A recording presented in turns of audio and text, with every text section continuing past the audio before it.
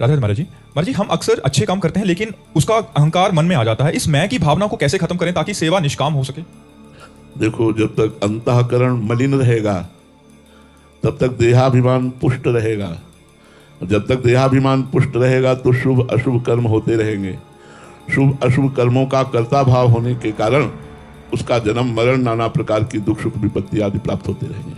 भगवान ने श्री गीता जी में कहा है, अहंकार विमूढ़ आत्मा करता हमिति मन्यते। मैं करता हूं, ऐसा अहंकार मूढ़ता के कारण है, मलिनता के कारण है, अज्ञान के कारण है। यदि हम किसी संत महापुरुष के चरणों का आश्रय लेकर और उनके द्वारा बताई हुई उपासना पद्धति से भजन करें और उनकी अधीनता स्वीकार करें, ये बिल्कुल ठीक समझ लेना, जब तक किसी संत महापुरुष की अधीनता स्वीकार करके भजन नहीं किया जाता तब तक कर्ता और भोक्ता भाव मिटता नहीं।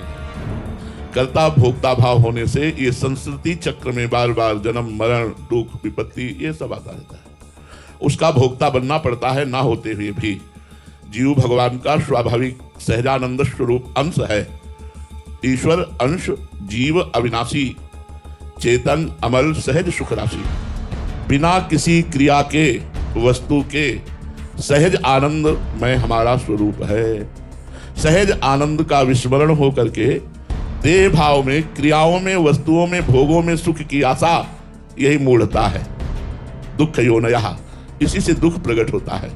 यदि दुखालयम अशाश्वतम, संसार में सुख का अनुभव करना मानो रेत में अपनी प्यास बुझाना है। जैसे मृग तृष्णा रेत में कभी प्यास बुझ नहीं सकती। रेत में प्यास का मतलब आपने नहीं देखा होगा शायद। जब हम गंगा किनारे भ्रमण करते थे तो कई बार ऐसा दिखाई दिया कि प्रातःकालीन वेला है और दूर बड़ा निर्मल जल दिखाई दे रहा है गंगा जी की रेती में, और जब नजदीक पहुंचे तो केवल बालू है। बालू में जल का भ्रम हो जाना, दूर से बड़ा निर्मल जल दिखाई दे रहा है। ऐसे दूर से संसार में बड़ा सुख दिखाई दे रहा है, हर भोग आनंद प्रदान करने वाला ऐसा लग रहा है। भगवान लिख रहे दुखालयम अशाश्वतम। ये जो मूढ़ता बैठ गई है ये बिना भगवान के भजन के नहीं जाएगी। इसलिए किसी संत का आश्रय लेकर, हम इसीलिए बोले हैं कि भजन न होई संग बिनु, भजन बिना नहीं प्रेम, चिन्हू भजन न छाड़िए धरिए यह ध्रुव। बिना संत महापुरुष की कृपा के भजन में रुचि हो ही नहीं सकती। जब सत्संग मिलता है बड़े पुण्यों के प्रभाव से, तब नाम मिलता है गुरु कृपा से। जब नाम मिलता है तो अनर्थ की निवृत्ति होती है, फिर कहीं जाकर के रुचि भाव आदि की प्राप्ति होती है।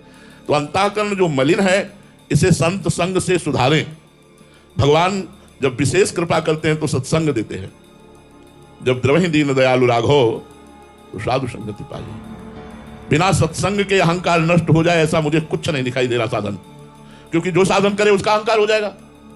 बिना संत कृपा से अहंकार का नाश नहीं हो सकता। जब सदगुरु कृपा करते हैं तब दैन्यता आती। बिना दैन्यता के भजन नहीं माना जाता। परिपक्व भजनानंदी वही है जिसमें जितनी बड़ी दीनता है। तृणादपि सुनीचेन तरोरियु सहिष्णुना, अमानिना मान देन कीर्तनीया सदाहरि।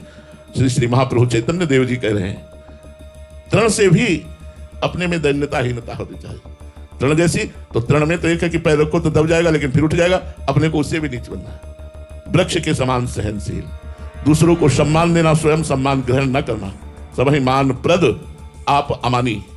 और खूब भगवान का डट के भजन करे तो ये अहंकार नष्ट हो जाए, दूसरा उपाय नहीं है।